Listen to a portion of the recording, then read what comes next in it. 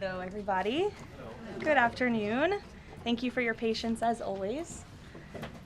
Let's begin with some scheduling announcements for the remainder of President Trump's very busy week. Today at 3 p.m., President Trump will host a Black History Month reception in the East Room of the White House. I know many of you will attend, and we will see you up there.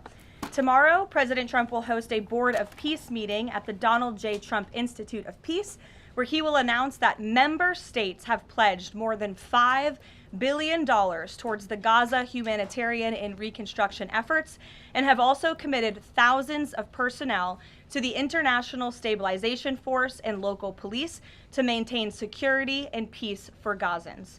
Tomorrow afternoon, the president will travel to the great state of Georgia, where he will visit 2 local businesses and give a speech on his efforts to make life affordable for working people. On Friday, President Trump will host a working breakfast with governors in the East Room here at the White House. And on Saturday night, President Trump and the First Lady will host the annual Governor's Dinner. Next, I'd like to provide an update on the economy. We're seeing promising signs every day that 2026 is going to be a record successful year for the American people, just as President Trump promised them. The January jobs report shattered expectations, highlighting how the president's pro-growth economic agenda is fueling American prosperity. The economy added 172,000 new private sector jobs to kick off the year. That's more than 2.5 times economists' predictions. The labor force participation rate went up while the unemployment rate fell. The prime age labor force participation rate is now at its highest since 2001. Most importantly, 100% of all job creation under President Trump continues to be in the private sector. This is truly remarkable. That's 615,000 private sector jobs that have been added in President Trump's second term thus far. These are real working people. These are real American families who will be living out their American dream. Meanwhile, federal government employment has shrunk to its lowest level since 1966, saving taxpayers $29 billion annually. And all of the net job growth under President Trump has gone to native-born Americans, ending the disgraceful pattern under Joe Biden of job gains going to non-citizens and illegal aliens. Additionally, on inflation, the new CPI report is even more proof of the progress made by President Trump. Despite all of the doom casting from the so-called experts, the president has managed to utilize powerful tariffs to secure trillions of dollars in investments into our country and rebalance our trade deals while simultaneously cooling inflation. Year-over-year inflation fell to 2.4% in January, beating expectations again and marking the lowest level since May. Core inflation, the best measure of inflation, dropped to its lowest level in nearly 5 years. Meanwhile, real average hourly earnings for all private sector workers rose in the month of January, which means more money is going back directly into people's pockets. After only 1 year of President Trump back in office, real earnings for all private sector workers have outpaced inflation by nearly $1,400, earning back roughly half of the $2,900 they lost under Joe Biden when 40-year high inflation was stealing Americans' purchasing power. President Trump's policies are and will continue to allow Americans' incomes to go further for bills, retirement, and achieving the American dream. A key part of the American dream is buying a home. And that is finally becoming more affordable under this president. This past week, it was announced the annual mortgage cost for a new home has fallen by $4,000 so far under President Trump, after rising by roughly $15,000 under Joe Biden. As a result, mortgage affordability has reached a 4-year best following recent bold action by the president to make home ownership more attainable for American families, not large Wall Street corporate institutional investors. At the same time, national median rents have fallen to a 4-year low and have declined for 6 consecutive months. The annual rental cost for a new rental unit has fallen nearly $100 so far under President Trump, after rising more than $3,000 under Joe Biden. And many are crediting that to the president's deportation efforts to remove illegal aliens from our communities and therefore from housing that should be used for American citizens. At the grocery store, the price of eggs, dairy, cheese, fresh fruit, apples, oranges, potatoes, tomatoes, and butter have fallen since President Trump took office, and he is continuing to fight for even lower prices at the grocery store for the American consumer. At the gas pump, fuel prices are down by almost 10% over the past year. The average national price for a gallon of regular gas is now less than $3 and is approaching $2.70 in some states, and much lower than that in many states across the country as well. We've seen in several states gas is under $2 a gallon. And at the pharmacy, prescription drug prices are down over the past year, with even more price relief ahead for American patients, thanks to President Trump's most favored nation drug pricing deals and the great health care plan, which he is calling on Congress to pass as soon as possible.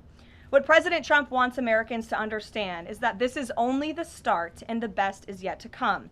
The historic success that we have seen since he took office is just the beginning of enormous growth and opportunity that we are about to witness. And I know the president looks forward to hitting the road and being with the great people of Georgia tomorrow to talk about just this. So with that, today, I know there's a lot of news. I will open it up to take your questions, and we're going to start, as always, with our new media seat, the great Michael Graham from Inside Sources. Thank you for being here, Michael. Thank you for having us, and thanks from our 200 newspaper partners around the country. So you mentioned gas. We didn't mention natural gas. And back where you live, your friends and family are paying among the highest prices for natural gas to heat their home and for electricity generation, the #1 source of power across New England. The cheap gas is in Pennsylvania. The two highest places to buy gas in the country, New York City and Boston. The problem is the blue states will not allow the gas to travel to produce electricity or to reach customers. When President Trump first came back in office, there was some talk, him and Governor Hochul in New York possibly reaching a deal. When will consumers in the Northeast feel relief from President Trump's energy policies, and what can he do about state objections to expansion of infrastructure? Then I have a quick follow-up. Sure, absolutely. Well, the president has promised all Americans across the country, and in particular in the Northeast, where we do face much higher costs of electricity and of energy, unfortunately, because of the Democrat policies in the area. From the federal government's perspective, the president and the National Energy Dominance Council, Secretaries Wright and Burgum, are doing all we can when it comes to federal permitting. The drill baby drill agenda is obviously underway. The president has made a huge push for more fossil fuels in this country. You look at what he did last week with respect to coal. Coal truly keeps the lights on in this country. We learned that in the recent winter storms. However, there's only so much that can be done at the federal level. That's why the president has called on blue state governors to participate in this energy dominance agenda, including governors in New England and the Northeast, by contacting Governor Hochul directly to get this Constitution pipeline underway. This is not only going to bring down the cost of energy in the Northeast, it's also going to support job growth and energy affordability and more opportunity for workers in the Northeast. And I just have a quick statistic here on energy that I found fascinating, and it's obviously true because I'm saying it up here. Red states with Republican legislatures currently enjoy lower average retail electricity prices than blue states with Democrat legislatures. And that's exactly why the president is calling on all blue state governors across New England and the Northeast to get on board. Let's bring prices down for all Americans, whether they live in a red or a blue state. So right down the street from your alma mater, San Antonio College, you talk about building an ICE facility that's causing a lot of political agita in New Hampshire, and for the Republican governor, Kelly Ayotte. Seems to be some miscommunications argued on both sides. Even Republican supporters of Trump who live in the town say, we're not sure we want this. What's your message to the folks in New Hampshire about this proposed ICE facility? The message is that illegal immigration, while the border is secure, is still a problem across our entire homeland. And the previous administration allowed nearly 20 million illegal aliens from countries all over the world into our country. And the president and Secretary Noem have done a phenomenal job at deporting. Nearly 3 million illegals have left the country either through deportation or self-deportation over the past year. But obviously there are a lot more illegal alien criminals left in our homeland. That includes in New England. There are many within our communities in New Hampshire, in Maine, and definitely in Massachusetts and in the Boston suburbs that need to be arrested, detained, and deported back to their home countries. And so the president and Secretary Noem, and I know ICE are engaged with local governors across the whole country, including in New Hampshire, to open more detention facilities. This is an unfortunate consequence of the previous administration's border invasion that the president has thankfully put a stop to, but of course we still need to grapple with the illegal alien criminals who are here, and that requires more detention space. Thank you, Michael. John. Garrett. On Iran, I'm not asking you for like military secrets here, but can you You share? know I would be so unwise. Unless you want to give them. Can you share a little bit about the president's thinking on whether or not to strike Iran, who he's talking to, what information he's consuming, and why a strike might be necessary on a nuclear program he says was obliterated by the last U.S. strike? Well, there's many reasons and arguments that one could make for a strike against Iran. The president had a very successful operation as commander-in-chief with Operation Midnight Hammer, as you know, as you just said, totally obliterated Iran's nuclear facilities. The president has always been very clear, though, with respect to Iran or any country around the world, diplomacy is always his first option, and Iran would be very wise to make a deal with President Trump and with this administration.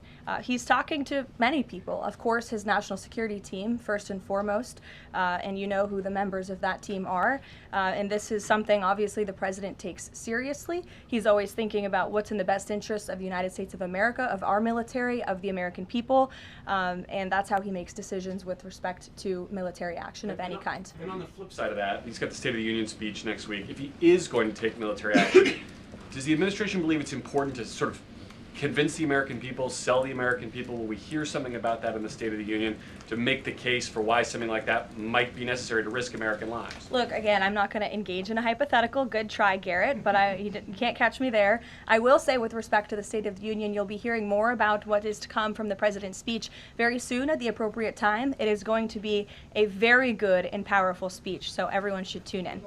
Ed. Karoline, thank you. I got two questions for Sure. you. About Independence Hall in Philadelphia, the administration's decided to appeal a judge's ruling that in essence was trying to put the slavery displays back, arguing that the federal government believed it had the power to dissemble and disassemble historical truths when it has some domain over historical facts. The judge said it does not.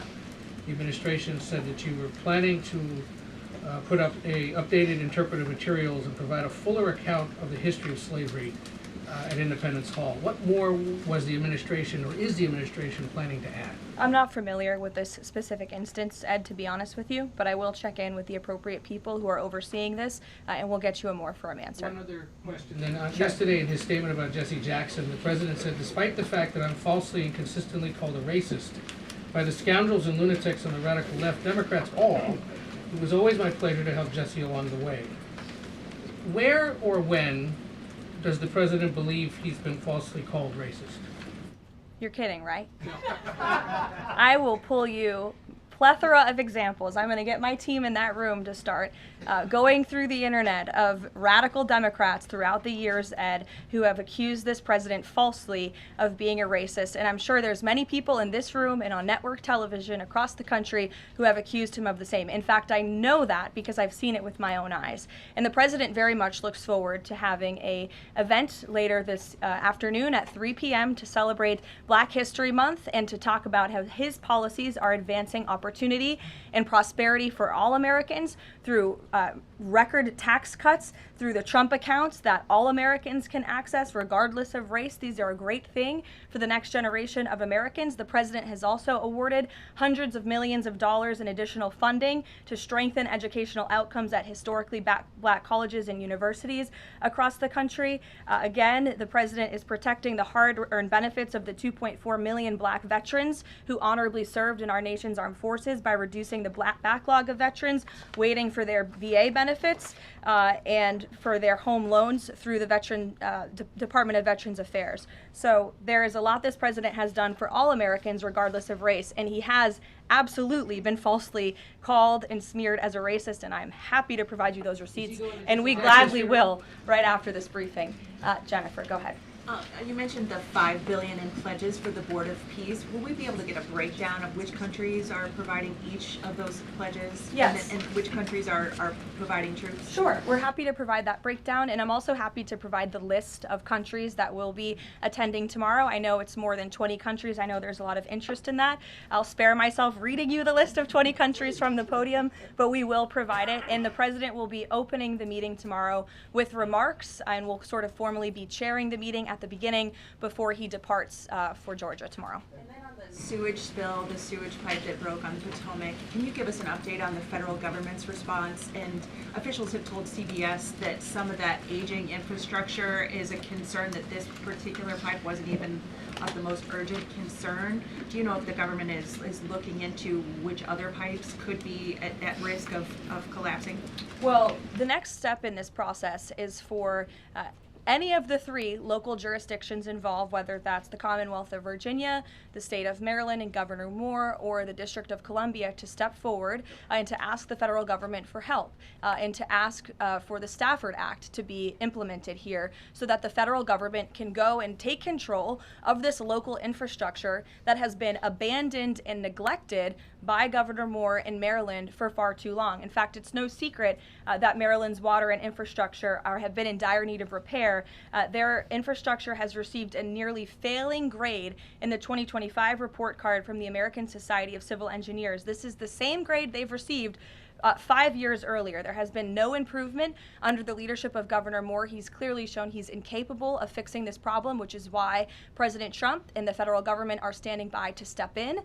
And for all of the environmentalists in the room and across the District of Columbia, let's all hope and pray that this governor does the right thing and ask President Trump to get involved, because it will be an ecological and environmental disaster if the federal government does not step in to help. But of course, we need the state and local jurisdictions to make that formal request. That's part of the legal process to move forward. Peter. So you said that any of the 3 Democrats just need to ask. A few minutes ago, Maryland's Governor Wes Moore asked. He said, if the president wants me to ask nicely, our response is this: please, Mr. President, do your job. To which I say, I'll ask the president and we will provide you with the next steps. But in all seriousness, the federal government has been preparing plans. The White House has been in contact with FEMA, with the Army Corps of Engineers, with the Environmental Protection Agency. Again, we've been standing by. This is a problem we want to fix, not just for the federal government, but for everyone who lives in the District of Columbia, including all of you. So you're welcome. To your point about that, there are a lot of events coming up for America 250. The president wants people from all over to come to the nation's capital. Is he worried that by the summer, the Potomac River will still smell like poop? He is worried about that, which is why the federal government wants to fix it, and we hope that the local authorities will cooperate with us in doing so. Steve. So what will the $5 billion be used for in Board of Peace, and will that be sort of a down payment for much more money? You'll be hearing more about that tomorrow at the meeting. If you recall, at the first meeting when we were in Davos, Jared Kushner did provide a very detailed PowerPoint presentation for the vision of Gaza, the reconstruction and the humanitarian efforts, of course, providing local security on the ground. That will be part of the discussion tomorrow, is how can we maintain security? First, you must achieve security to get to prosperity, which is sort of the second part of this plan. So you'll be hearing more about that tomorrow, but I would just point out $5 billion worth of investment. We're talking about reconstructing Gaza. I remember when those words came from the president's lips in the East Room many months ago, and all of you in the press were bewildered at how the president could have such an ambitious goal of rebuilding Gaza, which is obviously a place that has been just turmoiled by violence and chaos for many, many years. But we are well underway in doing that, and it's a historic accomplishment for this president. Secondly, is the president seeing enough progress in the Iran talks to let negotiations go a little further? I mean, where do things stand after yesterday's talks? I think you heard from the administration and the State Department yesterday that there was a little bit of progress made, but we're still very far apart on some issues. I believe the Iranians are expected to come back to us with some more detail in the next couple of weeks, and so the president will continue to watch how this plays out. Sure. I'll follow up on that. Thank you, Caroline. On these Iran talks, I mean, how much time is the president willing to give it before he is seriously maybe considering military action? Is he willing to give it that full 2 weeks? And has he given the Iranian officials a deadline on when he wants to see a deal? It's a fair question, Rachel, but I'm not going to set deadlines on behalf of the President of the United States from up And then just one more on the shutdown. We're now in this partial shutdown over DHS funding. Has the president personally spoken to the Democratic leaders in Congress? Can we expect to see them at the White House to try to make a deal on this? Not to my knowledge, he hasn't had any direct conversation or correspondence with Democrat lawmakers recently. It doesn't mean he's not willing to. I'm just not aware of any conversations that have taken place. I do know the White House and the president's representatives have been in direct conversations with both Democrats and Republicans, but of course, Democrats are the reason that the Department of Homeland Security is currently shut down.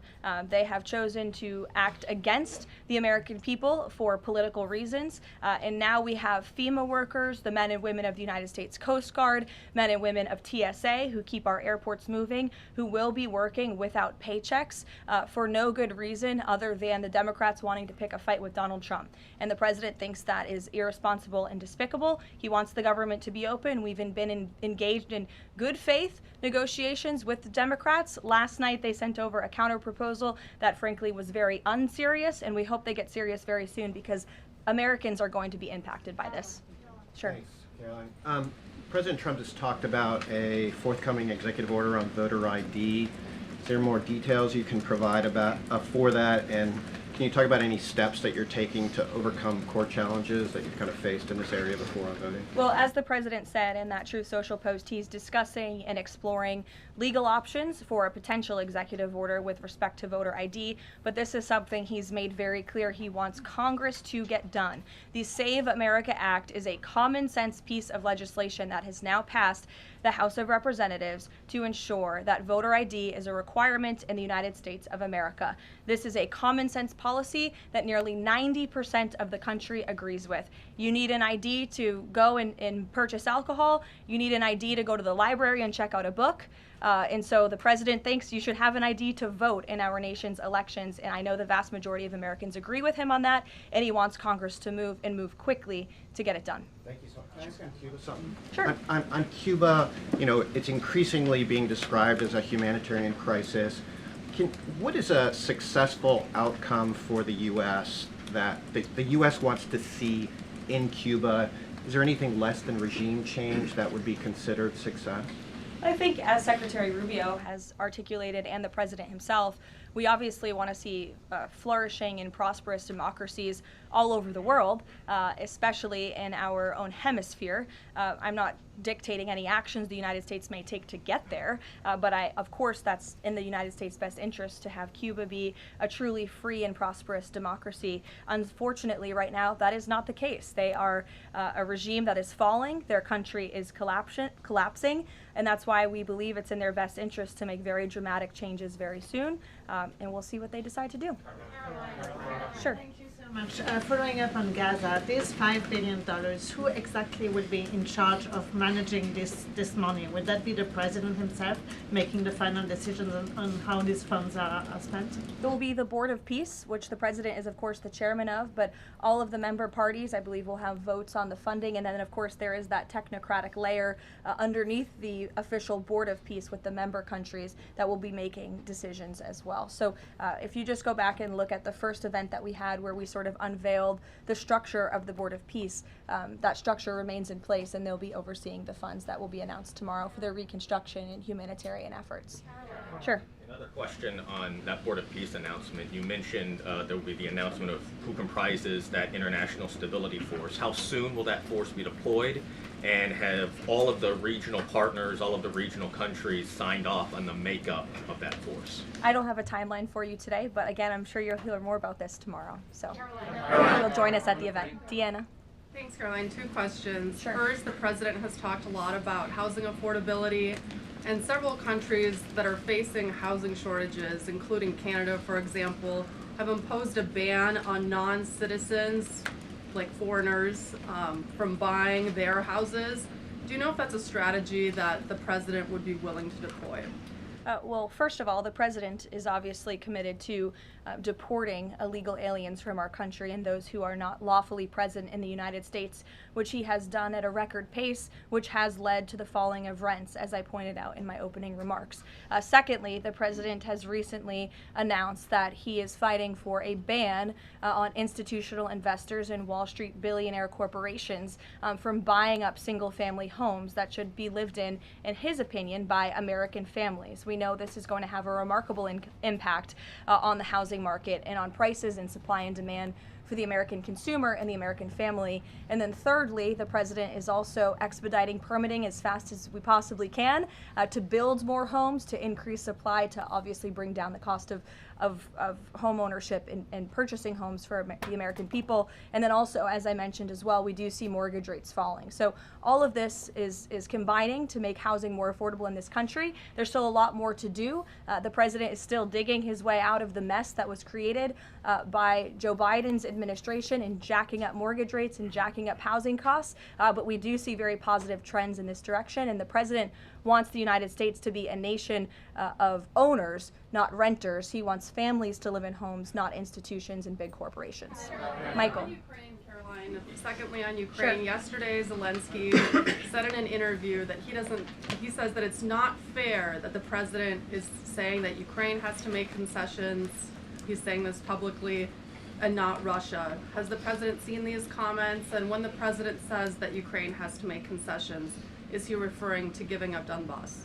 I think the president would respond to that by saying he does not think it's fair that thousands of Ukrainians are losing their lives, and Russians too, in this deadly war. And that's why the president and his team have committed a tremendous amount of time and energy in bringing this war that is very far away from the United States of America, but nevertheless, this is a president of peace. And so he's committed a tremendous amount of time and energy to bringing this war to an end. Just yesterday, there was another round of trilateral talks between the U.S., Russia, and Ukraine.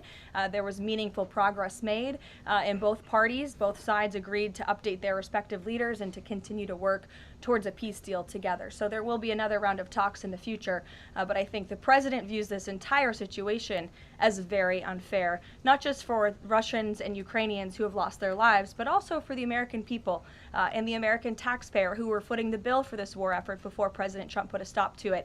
And I would just remind everyone around the world that the United States is still selling weapons to NATO that are then being sent to Ukraine in their defense of their freedom in their borders. Michael. Thank you, Caroline.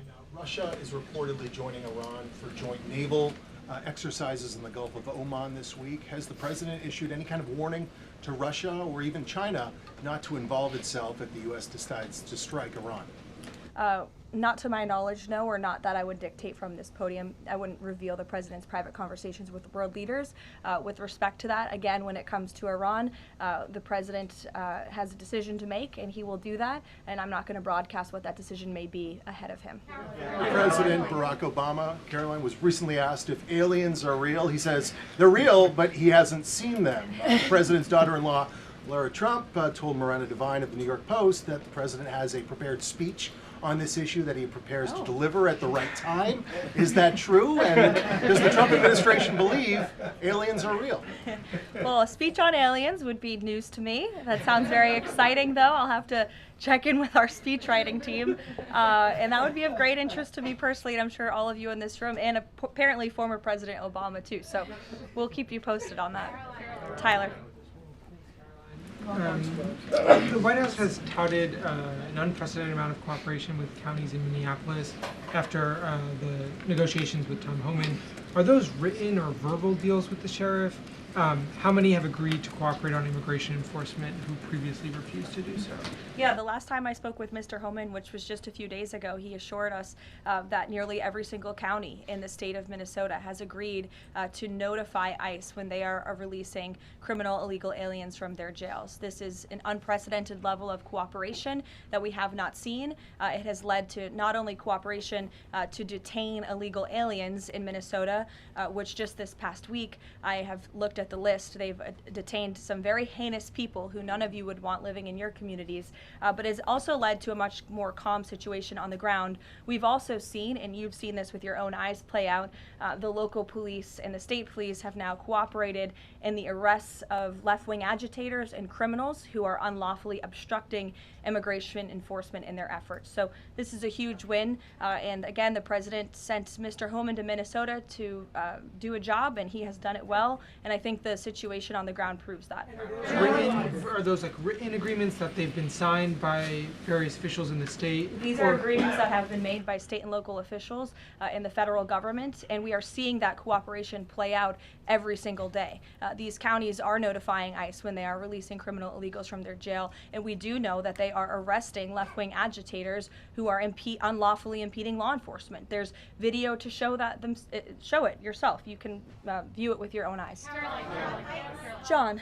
Thank you, Caroline. You mentioned two things: DHS closed and the SAVE Act IDs. Both of these could get solved in 15 minutes if Senate Leader John Thune simply got rid of this phony 60-vote cloture rule and got 51 votes, and that would be the end of it, because everyone in this room knows if the Democrats take over, they'll get rid of that rule in 90 minutes. They already tried it one time, and the two Democratic senators that stopped it are no longer there, Manchin and Sinema. President Trump is backing a lot of these senators for re-election, and yet they will not get rid of the 60-vote cloture rule, which is holding everything up. What is the president's position on John Thune in the Senate finally getting rid of this so this legislation can get moved? Well, the president has a good relationship with Senate Majority Leader John Thune. They keep in very close contact, and they work together all of the time. I hear your passion in your voice, and I know it's shared by many Americans across the country, including the president himself. He wants to see the SAVE Act voted, and he's expressed that both publicly to all of you, the American people, but also privately in his conversations with Senate Majority Leader Thune and many other members of Congress as well. Yes, Rob, go ahead. Good to see you. So J.B. Pritzker just recently signed the bill. The law went into effect in January, and it's supposedly going to allocate about $2.5 billion to illegals to go to college and financial aid in the state of Illinois. What is the White House's reaction to this? Illinois is already, by 2027, they're supposed to have a $3 billion deficit.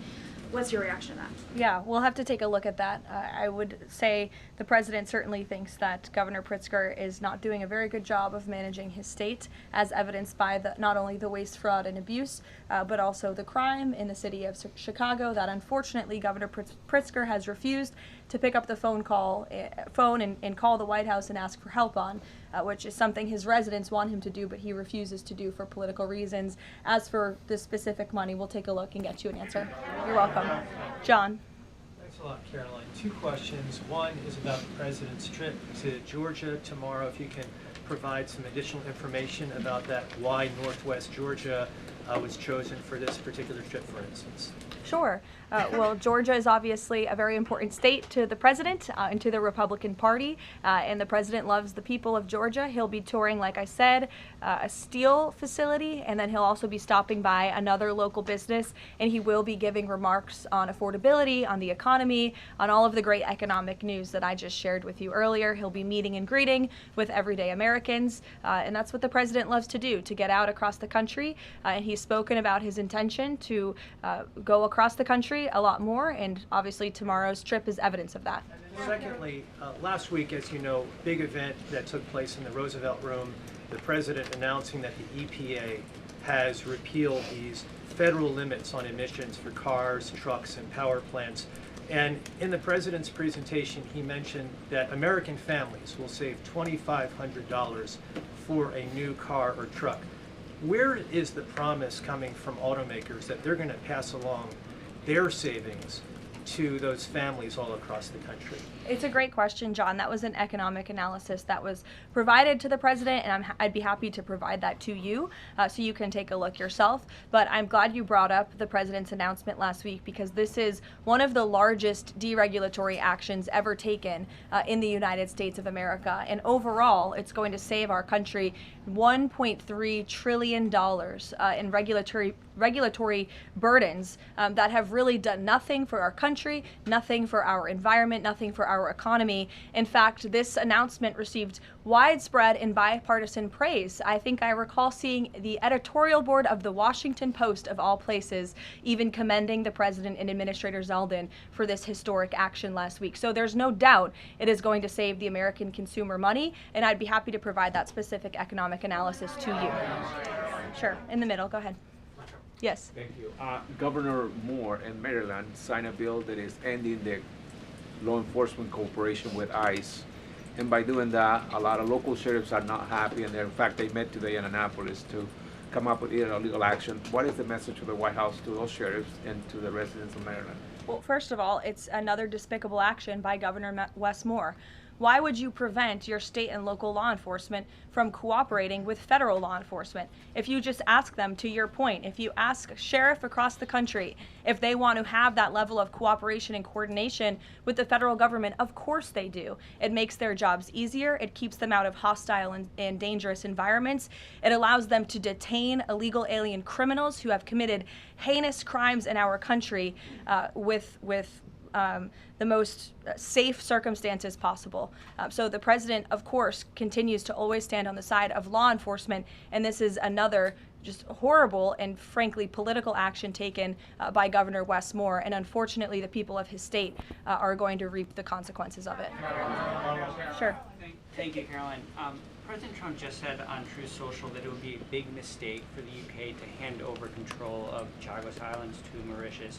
But the State Department earlier this week has said that the U.S. does support that handover. So does this post now suggest that the U.S. does not, or that President Trump has changed his mind on this? The post should be taken as the policy of the Trump administration. It's coming straight from the horse's mouth. When you see it on Truth Social, you know it's directly from President Trump. That's the beauty of this president and his transparency and relaying this administration's policies to all of you and to the rest of the world. Carrie, go ahead.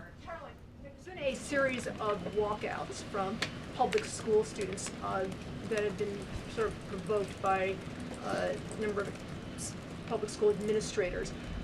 What are your thoughts on this? What's the administration's thoughts on this? Will they be taking any actions on these walkouts against ICE?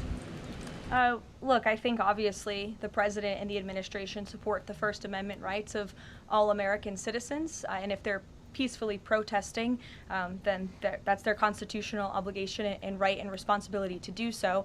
Of course, the administration also wants to see American school children in school learning and educating, and I think it does speak to the left-wing bias that is unfortunately very present in our nation's public school system, and it's something that Secretary McMahon has been working very hard to root out of our public school system by ensuring that local governance and local control takes place over our nation's public schools, and that parents and educators closest to students have a greater say over curriculum and academia in our country.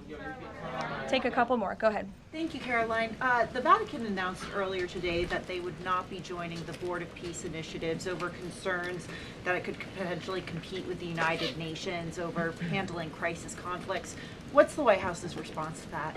Yeah, look, we saw that. I think it's deeply unfortunate. I don't think that peace should be partisan or political or controversial. And of course, the administration wants all those who were invited to join the Board of Peace to join. Because again, the Board of Peace is overseeing the reconstruction of a territory that has been plagued with violence, with bloodshed, with poverty for far too long. And this president has a very bold and ambitious plan and vision to rebuild and reconstruct Gaza, which is well underway because of the Board of Peace. This is a legitimate organization where there are tens of member countries from around the world, and we think that's an unfortunate decision. In the back, sure. For me? I'll go to both of you, sure. Okay. Go ahead, and then Jake, you can go. You're welcome. Caroline, can you tell me, is there an update regarding the tariff rebate checks that the White House has promised?